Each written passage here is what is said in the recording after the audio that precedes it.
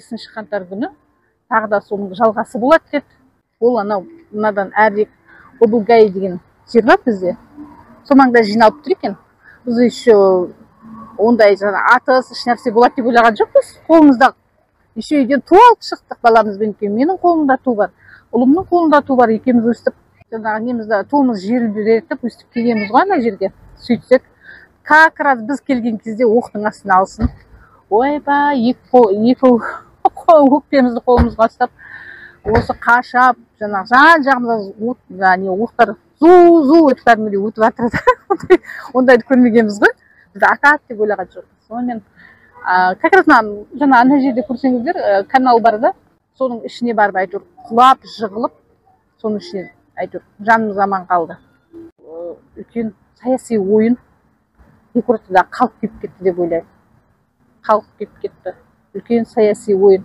Бұл мен 14 жасымда желтоқсан оқиғасы болды. Желтоқсан оқиғасы болған кезде бізді ол кезде мектепте мен өзімнің классым енді комсомол қатарына қабылданып, класста комсорг деген болатын еді. Сол комсоргтен бізді шақырып алды.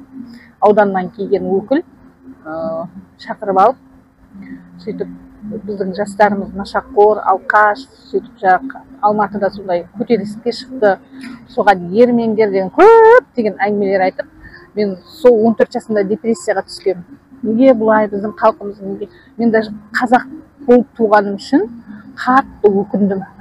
Сонда бізді сонда өз халқымызды жеп көруге итермеледі советтік үкімет. Сол 14, как раз менің балам қазір 14 жасында 2 қаңтар оқиғасы болды. Мен баламды алып шыққан себебім өз көзімен көрсін, мынандай өтірік саясатқа алданбасын, мен сияқты көптеген депрессияға түспесін. Как раз 14 жас подросток ғой. Көзімен көрсін оқиғаны деп алып шыққан. Мирный митинг деп, қолымызға еще туымыз бар, парадный болып шыққанбыз ғой дейді. Сондай жағдай болды. Бұл үлкен саяси ойын ғой, үлкен саяси ойын. Қанша жастар күйіп кетті арасында. Қанша, менің 2 көршім қайтыс болды. 2 көршім. Үйінде отқан жас балдар. Арнайы сол күні алып шыққан үлкен бір топ болды. Арнайы шақырып алып келген осы жерге бәрін. Әйтпесе кім болса бәрі шыға қоймайды ғой, ондай бір нәрсе болып жатыр десе шықпайды. Сөйтіп алып келіп оққа ұшып кетті балдар. Нағыз қазақтың отаным деген жастары шықты. Саяси сауатты. И солардың арасына біздің жаңағы провокаторлар сондай кісілерді қосып жіберген. Ағалары моргке барған кезде көзімізбен көрдік деп, где-то 70-80 адамдай моргте жатыр деп сөйтіп айтты. Мен көрген жоқпын, жаңағы қайтыс болған көршімнің ағасы барған ғой, сол кісі айтты. 70-80 адамдай моргте жатыр, бәрін мындай орап тастаған екен. Уақыттан кейін мен әлемнен бөлек болып қалдым. Мен басқа әлемде өмір сүріп жатқан сияқты. Ешкіммен байланыстың бәрін үзіп, депрессияға түспеймін, глубокий депрессияға түсіп кеттім. Жұмыс қалды, даже балам қалды жайына. Әйтеуір балам ілініп салынып сабаққа барып келеді. Сондай жағдайда болдым көп.